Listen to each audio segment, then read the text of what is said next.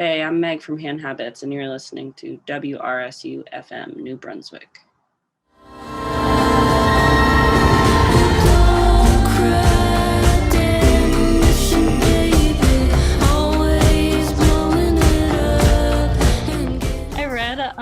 I was going through some of your interviews and I saw that you do yoga with Adrian. Sure do. I just did it right before this call. It's healing stuff. How often do you cry when she just thanks you for showing up? This is part of a deeper conversation, but I have sometimes a hard time crying when I'm alone. Oh, okay, fair, yeah. But I've cried definitely when she's like, I love you, and like, thank you for being here, and like, let's breathe together, like that. It sort of casts the spell, I think, in such a good way of her making you feel like you're not alone. Yeah, it's nice. And she just Do you cry when you do it? I do. Probably more often than I would like. And not even in like a serene landscape. I'm just in like my kind of like musty little basement. And she'll be like, thank you so much for showing up. And I'm like in cold sweats because I'm in a basement and then also crying. Yeah. It's unique. It's a good experience. She's awesome. She's so cool. One day we'll be friends. But also it just feels like we're friends. I feel like that's part of the whole thing. Mm-hmm. How important to you is like wellness activities, like mindfulness and yoga and stuff like that? I think it's like the most important thing. Yeah. To me, yeah. And more as I get older, it becomes more important. Like I just before this interview I woke up with a really weird pain in my neck and back, and I think I spent like an hour and a half just like tending to it. And when I was younger, I would just complain and be like, I'm in pain, and not really take the initiative to tend to my body or my needs in that way. But now I feel sometimes almost like I moved to LA and I'm in my early 30s and I do yoga every day, and like I don't really drink alcohol, and wellness has become, and not wellness in the sense of, I think that there's like a connotation with like a certain like branding, right? Of like wellness, hippie, kind of like new age thing. And for me, it's more about like my relationship to myself and like, and what that means to me. And knowing your birthday now, you've had 2 birthdays in what I guess I would consider quarantine. Yeah. And also into your 30s. Has that been a pretty wild transition for you? So wild. It feels very faded. I mean, as you know, having a quarantine birthday is really surreal. Mm-hmm. Having 2. And our birthdays happen to fall on right when... Are you in California? You are, right? No, I'm in New Jersey. Oh, okay. Well, it was really like weirdly rainy here that week, but that was the week that California shut down completely. Right. I think it was like same for the East Coast too. Mm-hmm. And you know, being in my 30s now, I still feel like such a baby all the time, and I think we're all just babies, really, just like aging babies. But it felt fated to start this chapter of this decade with a forced pause and like a forced self-reflection. And, you know, I was touring really consistently over the last 5 years. And this is the first time I've ever had the luxury and opportunity, not by choice, to be still. And definitely over the last year, like my self-care and my attention to how I'm feeling and what my needs are has skyrocketed. And it took a while because the first couple of months I was not tending to it as much because I think I was still and maybe you can relate, under the assumption that it would only be a few months. And I think in the end of summer, when it felt like it was still going to happen, that was when I started utilizing my time in a very different way and meditating about what it means to become older and all of the all of the feelings that come along with having more past behind me. How do you feel like, I guess, quarantine, but also kind of everything that comes with it, getting older, moving to LA, living with your friends? How do you feel like you've, I guess, what do you feel like you've learned about yourself that you'll take out of you, or you'll take with you out of quarantine? It's a good question. I require a lot of alone time, and I didn't really know that. And touring and working as much as I was rarely alone. Um, I would like to remember that when things change in terms of like traveling and access to public spaces. Yeah, my routines. I definitely have my routines, and they keep me grounded in a way that's really important to me. And yeah, like living with friends, actually, it's interesting that you mentioned that, because this house that I live in now feels really, really nourishing and like such a good way to, yeah, feel cared for outside of a romantic relationship, and feel there's a sense of communal understanding. And yeah, even in this house, this is the first time I allowed myself to sort of spread out and like beyond my room, I think. And that's really important for me too, to have space. Obviously, it's a privilege to have that and to have a home at all. But yeah. Do you think that aspect of like feeling nourished and feeling in a place that you, I guess, could consider like home to you, do you think that plays a role when you recorded Dirt at all? Because I know Sasami is one of your roommates and she also produced, I'm sorry, 4th of July. Yeah, no, definitely. I mean, fate really, really came together with this house, and Kyle, who's also our roommate and has a studio here, and really feeling, I mean, we worked on a bigger project together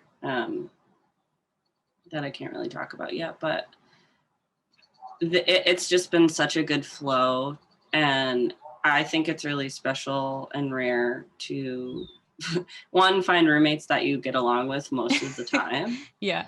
And then to commit to making art with them in such a personal way too, like for me, because it's my songs that I'm trusting with other people. And I learned so much about trust like through this relationship and the dynamic we have here.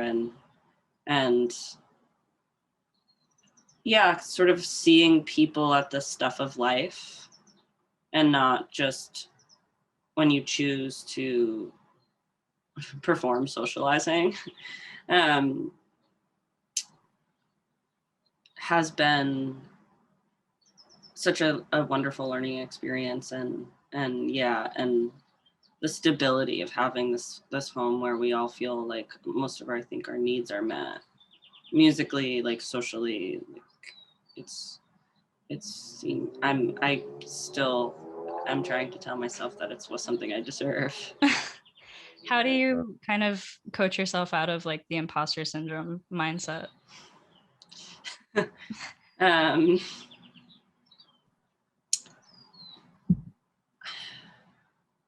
Talking to friends is helpful. Calling a friend. Um, Remembering that as an artist and as a performer, right? That's one of my titles, as performers. And I forget that sometimes, because I think I can get so obsessed with like the genuine as a concept and what that means, and wanting to be sure that I'm not pretending to be someone else. But that's impossible, because I'm also somebody who is experiencing an identity crisis most of the time. with my gender, and also how do I coach myself out of imposter syndrome? Remembering that it's pretty impossible. I think it's impossible to have, like in the context of a record, right? It seems really difficult to have 10 pieces of music or whatever your medium is be the complete representation of me as a being, with all my complexities and like contradictions, and I think that sometimes I feel like that's why I make art, is like to get a better understanding of who I am. And sometimes that happens, and then sometimes it just like I'll make a song and I'll be like, this just informs me of who I'm not, and that's okay too. And then like talking to other artist friends too who feel like really disconnected from the music they put out however many years ago, and remembering that people are constantly changing. It's like like we evolve as our personalities evolve. Like nothing is really like a concrete trait. You know, some people just decide when they're 40 to like go into an ashram and shave their head and become a monk, and that's fine. Mm-hmm. Yeah, I guess I had never really thought about sort of the difference between artist and performer. And I think that's a really interesting juxtaposition that you bring up, because I see a lot of, like, I don't know if you saw it a while ago, but there was like some weird controversy with like Claro, who was like maybe like mean to a fan. And then the fan made a TikTok and was like, Claro was mean to me. And I, it's like you have to remind yourself that like there are artists who perform, but then the artists are also people who have bad days, who exist, and who are just trying to make their art. And it doesn't have to be like one constant commodification. Totally. And remembering that artists aren't politicians. Like we don't have to actually be nice to everyone. It's not good for like PR to be mean to someone, but like it happens. And I'm not condoning Claro being mean to someone, but yeah, maybe she was having a bad day. And it sounds like the person who took it really personally too is like also hasn't done enough introspective searching, like why are they feeling so attacked by a person they don't know. Right.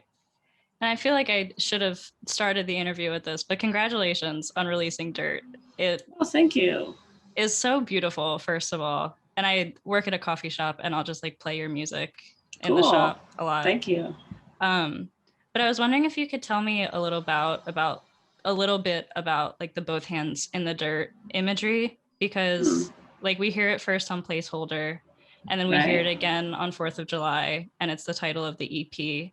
And I've read like analyses of it in reviews, so I kind of have my own idea of what it means, but I was wondering if you could tell me a little bit about what it means to you, or if it's changed meaning at all over the years.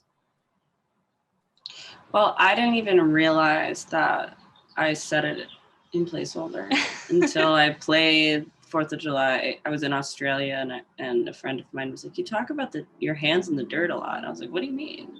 And they were like, it's the first line of Placeholder. And I think that that's just a testament to my lack of control, or like lack of like really how it's not up to me most of the time, like what I'm saying. I mean, it is up to me, but you know, it's deeper than my awareness goes. And I think that that's a good parallel for like what it actually means, is like I think of the earth being this fertile place for potential, not just for like building buildings, but you know, on Placeholder, that lyric was actually just literally, I was with somebody and they were like, I remember like seeing their hand, they were nervous and they were putting their hands like in the grass and their fingernails were getting like all dirty. And it was an image that stuck in my mind with that person. And then getting your hands dirty to me feels like the willingness to sort of make mistakes and move towards investing and whatever it may be, a relationship or your relationship with yourself or learning, Yeah, and it's like the subconscious, like the unknown, right, too. And there's this connotation too, I think, with dirt where people are like grossed out by it or something, which is strange to me. God made dirt, dirt made dirt.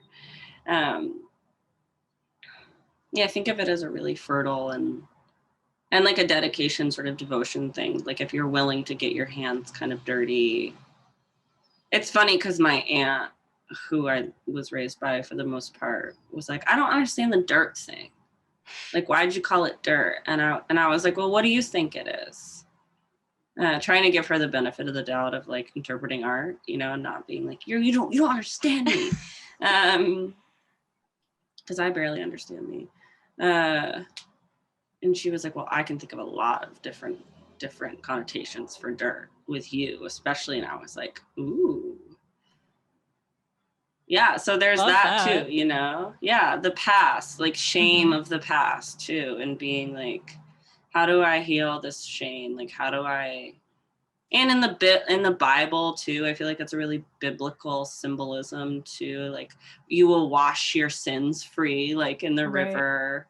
Like, not even the Bible. I feel like in all religion and spirituality, it's like this cleanliness is like equated to godliness or something, and that has always struck me. Even like, when you get baptized, they like dunk your head in the water. I don't know. I sometimes can equate like cleanliness to like a fearfulness of getting messy or something, or like when I'm being especially tidy at home and being like, I don't want to touch like the sticky thing, like getting grossed out or something. It's like, why?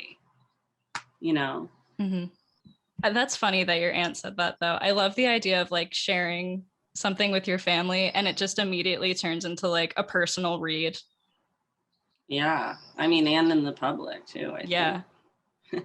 I mean, that's one to circle back to your question about like, how do I cope with the fact or like quell identity crisis? It's like, on some days, like I really feel attached to a certain symbolism. And then other days I'm like, that's not me today. And I think that it's interesting, the relationship between like the critic and like the public and the creator is such a weird career to have. Right.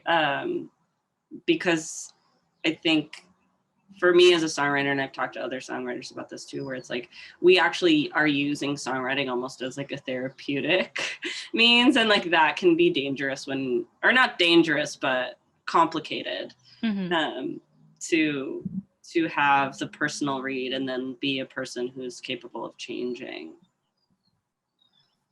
Is it strange for you then to like read reviews of your albums?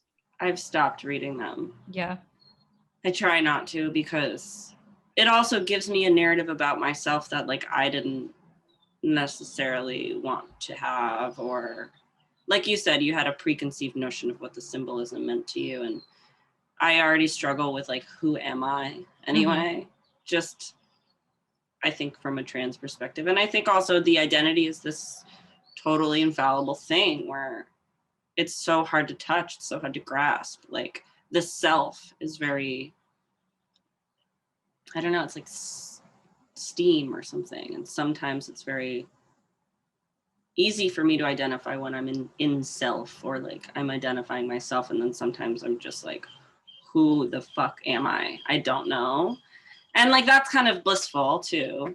But then when I read a review, I remember with Placeholder, I read something where it was like lyrics like riddled with anxiety and like guilt. And I was like, I'm anxious? Like, I didn't even know I was anxious. And then I like kind of spun out and I was like, I guess I'm really anxious. Like, I keep talking about it in songs. And like, I think with like making this other record that I've been working on, the lyrics I've been trying to take a little bit more intentionally, and like time, and being like, do I really want to have this be the narrative of my life as it's represented to strangers? Totally. Yeah, I have always struggled a little bit with writing music reviews, and I've just stopped doing it. I don't think that it's really beneficial to anyone. Yeah.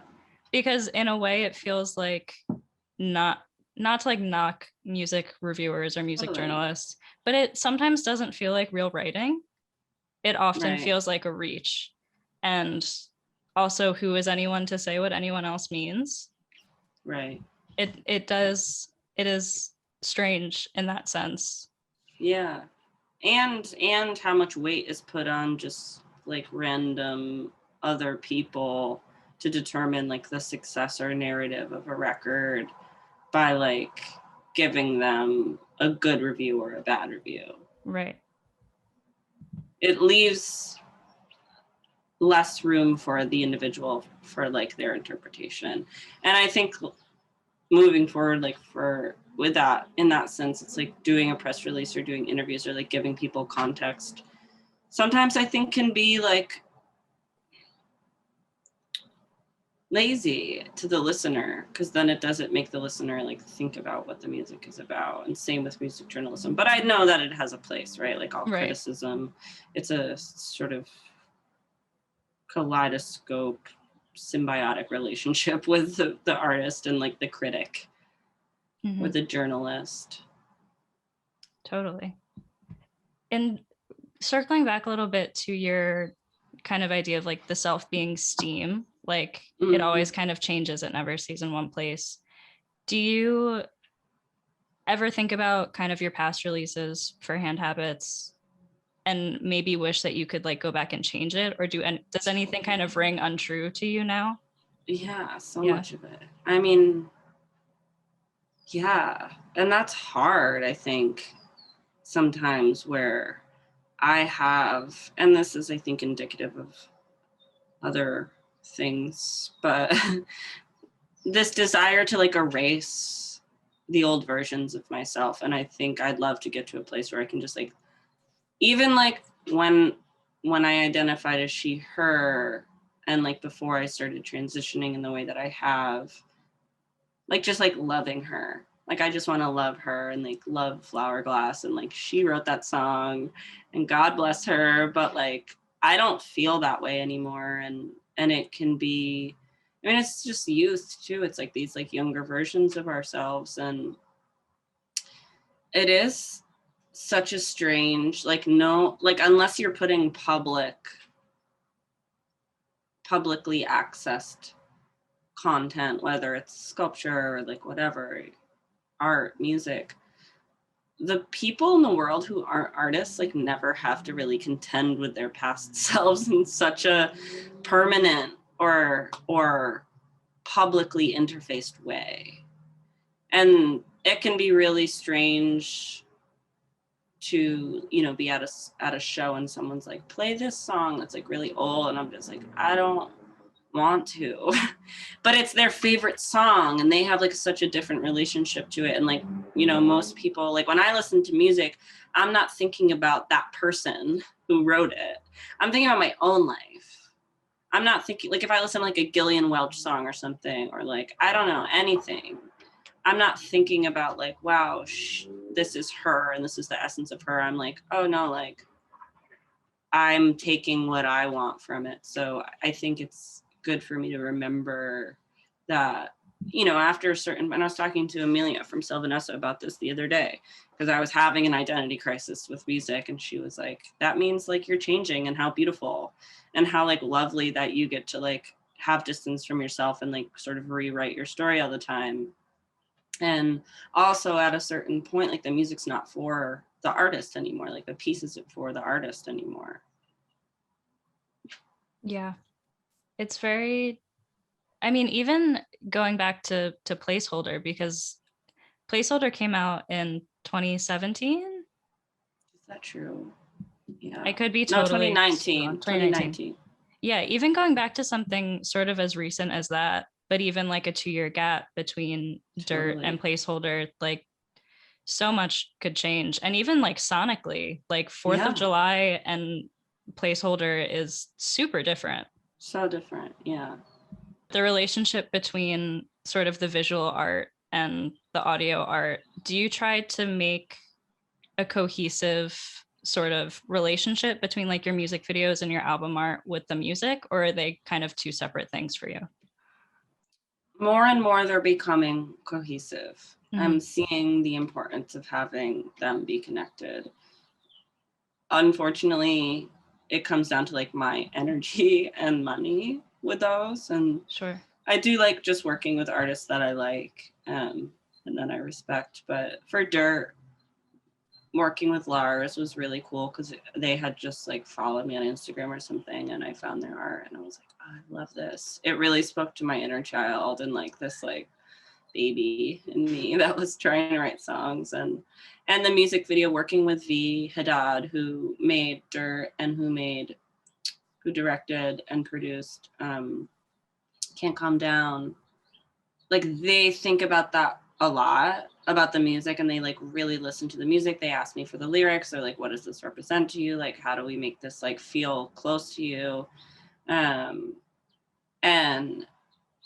I'm starting to think about that more and more, instead of just like handing over, like I made the music, like everyone else can figure out the rest. Like, because when I've done that in the past too, like the disconnect seems greater between me and like what I'm trying to say. Sure.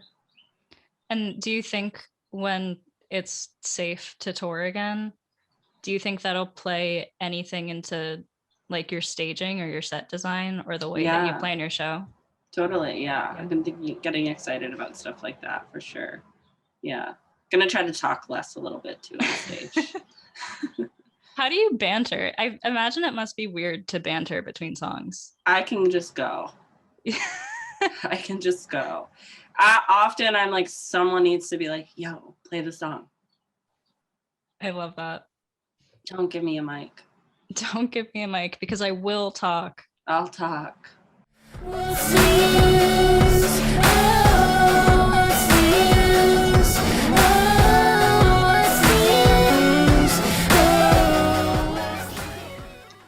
And circling back to Dirt, the remix on that is literally the greatest thing I've ever heard. Is it? What is it like to have people want to remix your music? I mean, that one blew my mind. I flipped. I was just screaming when I heard it. Because that was also my least favorite song on that record. And so to hear it in a totally different context, I was like, holy shit.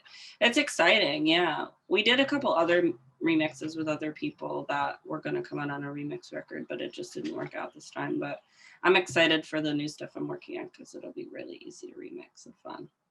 That's cool. I'm imagining like a Hand Habits Club remix EP. I mean, I want to make a club record. That would be incredible. Eventually. Who are some artists that you think are like required listening that you would recommend to people? Good question.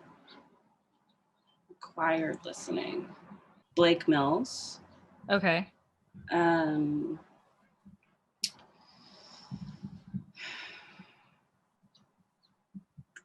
Required listening. I think music that wasn't made in America, just in general, for perspective. I forget that sometimes because I'm an American and I'm, whatever. I don't identify as an American, but you know what I'm saying? Like, right. In not just like Western classical music, like Ravel's piano pieces.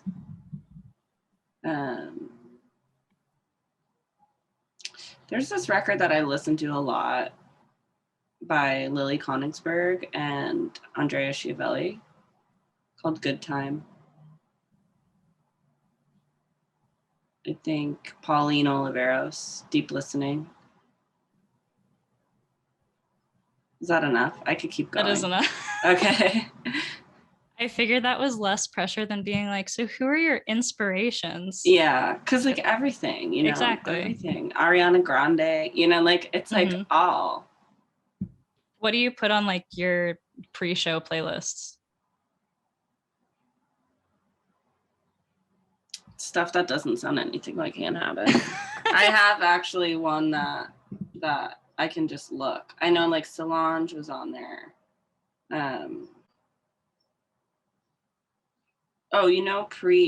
Really recommended listening is the Bulgarian Bulgarian women's choir. Been really into that lately. Choral music is like underrated. I know, and no one. I feel like I'm so late to the game. Like I've like grew up listening to kind of like folk and like rock and roll. I'm trying to find this playlist that was like, I don't know. It was like Solange, D'Angelo, and Nina Simone, Joni, Erykah Badu, Talk Talk, Ruth Garbus, and then like a bunch of my like if I knew my friend was gonna come to the show, like that's a musician, like put their song on it. Love that. A fun little sneak attack. They hear it on shuffle. Yeah. That's cute. Oh, that makes me just miss shows. Me too. Are you excited to tour again? No. I'm really I like being home. I miss performing and playing music with my friends, but even just the idea of getting on a plane with all my gear and doing all of that just makes my body hurt already. I went up to the Bay to do some recording last week, and it's like a 6-hour drive, and when I got home I was like wrecked for 3 days. And I was only gone a week, and it was really cushy, and it wasn't like tour at all. But even just the one drive was my body really, I'm getting old, so I can only sit in a car for so long at this point. I'm lucky though. Like I think when I tour with Perfume Genius, it'll be different than like a Hand Habits tour in a nice way. Thank you so much for making time for this. Thank you, Danielle. I'm happy to talk with you.